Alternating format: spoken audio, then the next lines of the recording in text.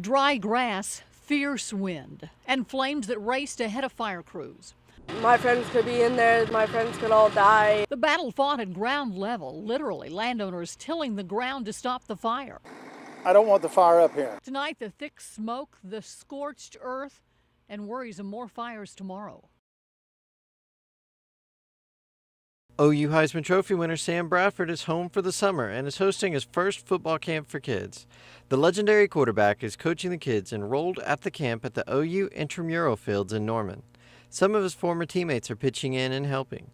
And get this, Sam's a modern guy. His football camp is open to boys and to girls.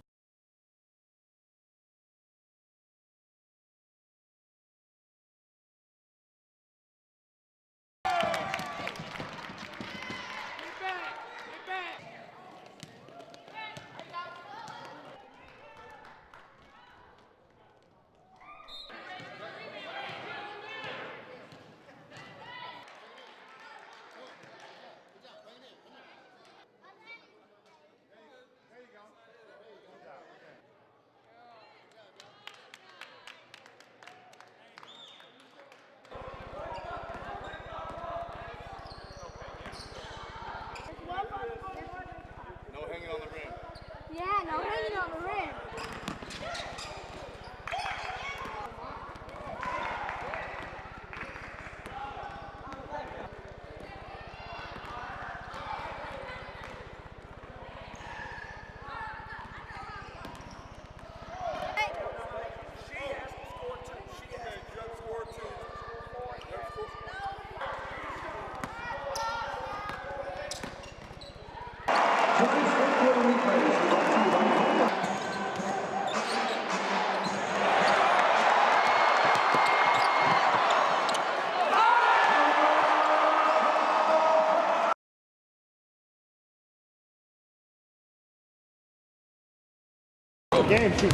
For the second time in 4 months, another professional sports lockout. This time, the NBA. Needless to say, we're disappointed. A 3-hour meeting between representatives for NBA players and owners could not close a huge gap between the two sides. The goal here has been to make the league profitable and to have a league where all 30 teams can compete. Both sides remain far apart on several financial issues, including division of basketball-related income and a proposed hard cap on player salaries. Players Union Chief Billy Hunter says, quote, "The gap is too great." The lockout began at 12:01 this morning. During the lockout, arenas and practice facilities are closed, all league businesses on hold. Players drafted last week cannot be signed to contracts, and neither can free agents. The effects of a work stoppage could be wide-ranging. I'm not scared. I'm resigned to the potential damage that it can cause to our league. Another league and lockout filled with questions and no answers expected anytime soon. In the mass of people.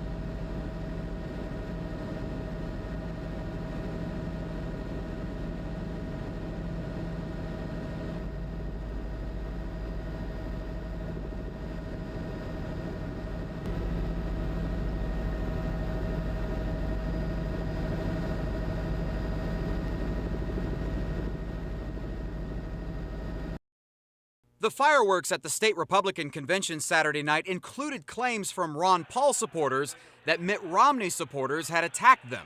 This woman right here, Mrs. has physically assaulted me. Even Governor Fallon was booed when she encouraged delegates to support the presumed nominee, Mitt Romney. Sounds like we got some Obama lovers out there.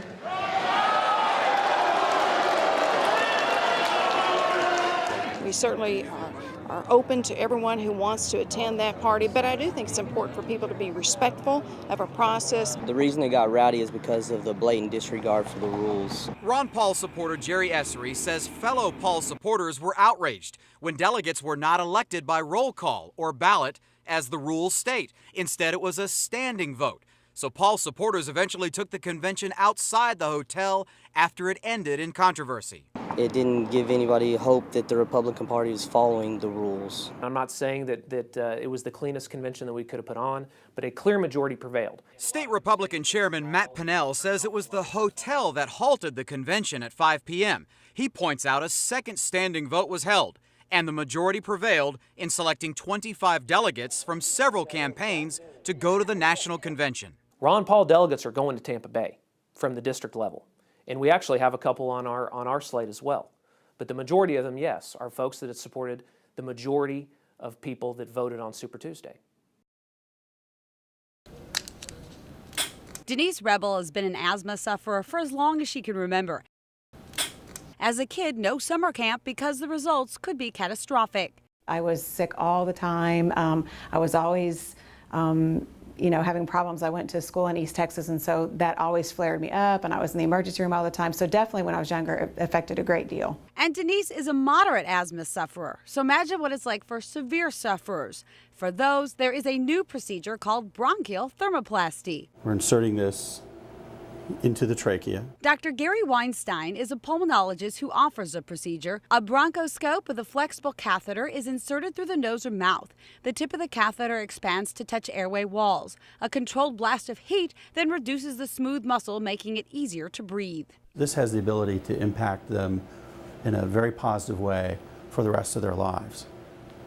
So this could really be a game changer for patients with severe persistent asthma. Patients will still need inhalers, but research indicates the procedure reduces emergency room visits by 84%, hospitalizations by 73%, and lost school and work days by 66%. Right now, the bronchial thermoplasty is FDA approved for people 18 and over who have severe asthma. Denise hopes it will someday be made available to her. Absolutely, I would totally consider it if I was able to, because it does make a big difference. And I do understand that you're still on your medication, but it helps with the constantly being on steroids. It's not a cure, but for many, it may be the next best thing. It's a horrible feeling to not be able to breathe.